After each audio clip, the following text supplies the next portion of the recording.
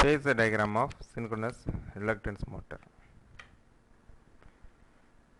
The phasor diagram of synchronous reluctance motor has been shown in the figure.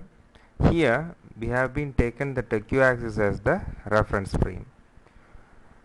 So as we know that in order to do that motoring operation, we have to maintain that the direct axis and the quadrature axis both should be perpendicular with each other, which means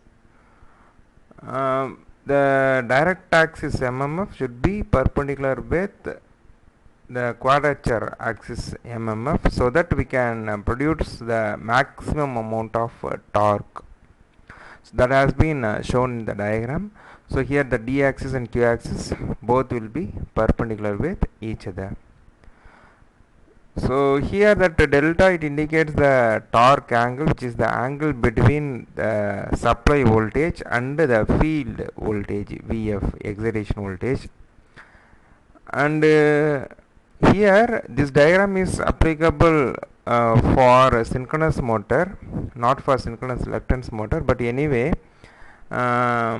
here that VF should be assumed as 0 at the final stage, which has been derived in the previous video. If you look out, you can observe that that is the torque equation of synchronous reluctance motor. Here this phasor diagram has been drawn based on synchronous motor, and we should know that there is no excitation voltage is required for synchronous reluctance motor. And in this diagram, the IDS and IQS are the direct axis and quadrature axis currents, and XDS and XQS are direct axis synchronous reactance and quadrature axis synchronous reactance. Pi is nothing but the angle between the supply voltage and the current. So in this diagram, the psi A, it indicates the armature flux linkage, psi S, and it is for the sum of psi S and psi F. And here you consider the portion of the shaded portion in the phasor diagram to obtain the expression for Is into cos pi, which will be used in the derivation of torque equation of synchronous reluctance motor. So now let us consider the pi minus delta portion in the phasor diagram, so which is shaded. So if we have to write that expression for cos pi minus delta and sin pi minus delta. So cos pi minus delta, which has been given by IQS divided by IS. Similarly, sin pi minus delta, which is equal to IDS divided by IS. And if you write that equation for IQS, then it will be Is into cos of pi minus delta, and in the next step we will apply the cos A minus B formula. So which becomes IQS is equal to Is into cos pi cos delta plus sin pi sin delta. So and then multiply the above equation with cos delta on both sides. So IQS into cos delta, which is equal to Is into cos pi cos square delta plus sin pi sin delta cos delta.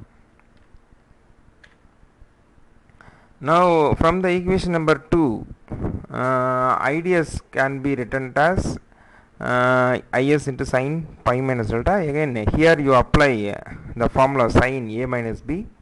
So IDS, which is equal to Is into sin pi cos delta minus cos pi sin delta.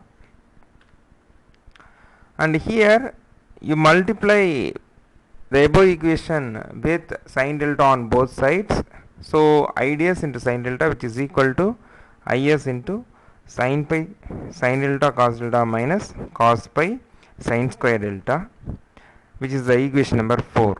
Now you subtract the equation number 4 from 3, that is 3 minus 4. So we can get it as IQS cos delta minus IDS sin delta, which is equal to Is is the common term between the two equations, so we will take it out. So which is Is into cos pi cos square delta plus sin pi sin delta cos delta minus sin pi sin delta cos delta plus cos pi sin square delta. Now you look at that equation. There is a 3 minus 4 equation, which is iqs cos delta minus ids sin delta. Here sin pi sin delta cos delta minus sin pi sin delta cos delta, that term, second and third term, that will be cancelled. So the next step will be having only is into cos pi cos square delta plus cos pi sin square delta. Here we will take that cos pi term as the common term, so is cos pi into cos square delta plus sin square delta. As we know that sin square theta plus cos square theta, which is equal to 1. So the above equation, which becomes is cos pi. So we can say that is cos pi, which is equal to iqs cos delta minus ids sin delta, right? So this equation will be used to obtain the power input equation of synchronous reluctance motor, which is vs cos pi. Suppose if the power supply is a 3-phase power supply, which is equal to 3 into vs cos phi.